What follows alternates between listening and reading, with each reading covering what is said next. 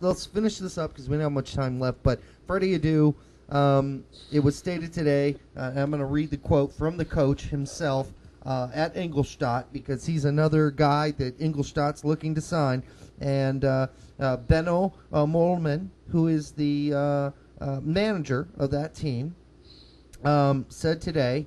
He said, and I quote, basically, Freddie is certainly an interesting player, but one who couldn't really help us in the current situation. If a contract does come about, it will depend on his consultants. Freddie would have to accept a path through the second team. In essence, Benno's saying the following things. One, Freddy Adu is out of shape, out of fitness. Yep. He didn't stay in fitness while he was not playing in Greece, which he should have done if he had any brains whatsoever. He should have been staying in fitness. We all know he's been screwing around with Randers and the Swiss club Sion. Yep. But apparently even that has not kept Freddy Adu in playing shape and in fitness. And not only that, he's also saying in a way that even if we did sign Freddie, in their current situation, it probably not that much help to us. So he's got to go off and play with the reserves. Wow. The way I look at this is that he's saying he's an interesting player enough to where they like him. They like what he can bring to the team. They like his talent. He obviously has the skill to play. This is a second division team in Germany. Oh, no, I agree with you By completely. the way, I'm just reminding you of that fact. Oh, this fact is not over my head. I understand this completely. I know, but it's just amazing, isn't it? It's quite frankly, they like him, but they don't think he's in game shape enough to where they can that he can help them immedially. They don't sound very impressed by him, though, is what I'm saying. Oh, you know what? They're impressed enough to go out and push for a loan. It just depends on the player and the agent. The money. Whether or not Adu is willing to go to a team and play in the reserves, I don't know. Personally, I think it'd probably be the best thing for him.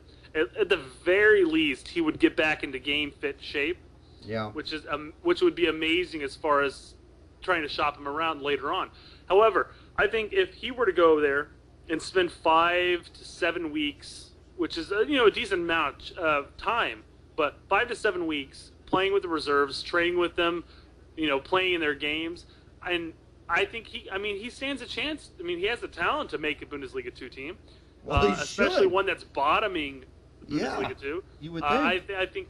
I think he just needs to go there and get back into shape and everything, and go from there.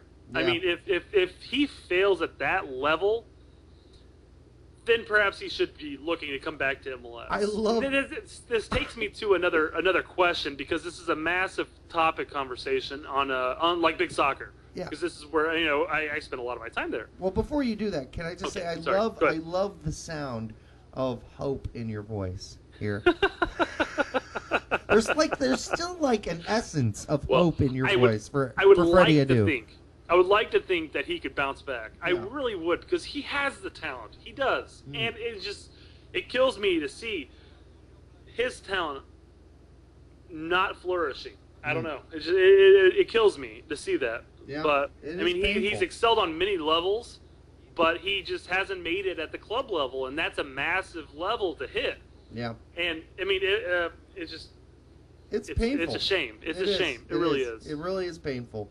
I have to agree with you with that. You take.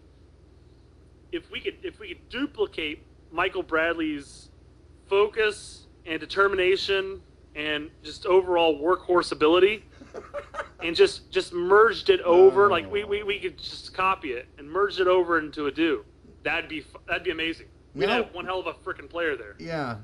Unfortunately, but that doesn't happen. No, because that's getting into like fairy tale land. Exactly. So that's not going to happen. Okay, we better check this out here because Let me ask you the quick question. Go ahead. The big question on big soccer, and people have been debating this, is the relevance between which one's better, which one's a better league, MLS or Bundesliga 2? Because what it seems like is some people are saying that some teams in Bundesliga 2 could easily defeat MLS teams, but then MLS teams could easily defeat some Bundesliga 2 teams. I'd agree with that. Is that the best way to describe it? Like, there are some teams that are superior to MLS, but some teams that are inferior. Well, listen, it's a different style of football, first of all. Oh, of course. But the first thing I would say is that most Bundesliga teams probably have a little bit more discipline than some of the MLS teams do, and it is a different brand of football. And guys like, and we've shown it, guys like Kenny Cooper and Josh Wolf, who are very successful in the MLS, are going over to the Bundesliga too, and they are failing. So, I mean, listen, these are some of the best players MLS has to offer. There's no doubt that Kenny Cooper was one of the better strikers in MLS while he was here. Well, guess what? He wasn't even in the top 30 strikers in Bundesliga too. I mean, he really went there and flopped big time. What does that tell you? Yeah, exactly. I mean, you can even look at, to an extent, because this is Bundesliga compared to Bundesliga 2, but even Landon Donovan went over and didn't really excel in the German league. Yeah. It's a different culture. It is a different culture, and it's a different game completely, and it is what it is, You would think it would be an easy transition, because it's really a lot of Germans speak English, and you think it would be easy, but I guess for a lot of guys, it's just not very easy, and it's very fiercely competitive, because every kid in Bundesliga 2, they're all thinking about playing in Bundesliga 1. Of course. And so you go to Bundesliga 2, and you're going to have to battle against guys that want to be real professional soccer players. And I think that's the biggest thing, really, because you look at Kenny Cooper and Josh Wolf. They came from teams where they were absolute stars. Kenny Cooper came off of his season high goal scoring record, where he came up runner up to Landon Donovan that season. And then you have Josh Wolf, who's a registered goal scorer for MLS. Yeah. And then they go over there and they find, oh crap! I mean, it seems to me that, like, oh geez, now I've got to really compete with people.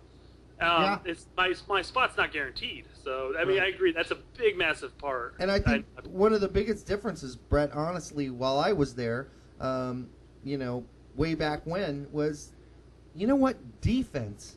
The defenses, they're just better in Germany. They're better than they are in MLS. You look at a player like Marshall, who went over to Mainz and couldn't pull a contract, but he was 2 years running MLS Defender of the Year. And I mean, he couldn't pull a contract. He really couldn't. It is what it is. I mean, I might be wrong. He might have been offered a contract, but not enough, I guess. But I would imagine if he was offered anything, he would have accepted it. Yeah, he didn't. But regardless, it just seems the defense there is a lot better. Yeah, and it is basically, it's also it's a regimen. It's all about training, and you learn something playing. And if you can go to the Bundesliga and be a top-notch defender like Cherundolo, you're going to get what you deserve. You're going to get the money you deserve. You're going to become the captain of the team, etc. But you have to understand what you're getting into. And a lot of these guys go over there, like Cooper, and they think they're just going to be able to do what they did in MLS. They don't understand that they're going to be, covered in a different way, that people are going to know that your limitations, and they're going to pick on you, and they're going to make you look like a fool. And that's basically what Wolf and Cooper looked like while they were in Bundesliga 2. Bundesliga 2. Not basically the holes that they found in MLS with the defenders are not present in Germany. No. And that's just how it is. No, it is. And you've really got to bust your ass, and you've really got to adapt your game. You really do. And thankfully, Buddle, as we kind of come full circle, here's a guy who probably has the balls to make it in Bundesliga 2. And keep my fingers crossed on this I am too, and I hope he does, and I hope he makes enough noise. He goes on to Bundesliga 1. Well, I agree with you completely. Yeah, we'll see how that happens. Until next time on the Stray Red Card, this has been Brett and Derek, and we'll see you next time. Take care.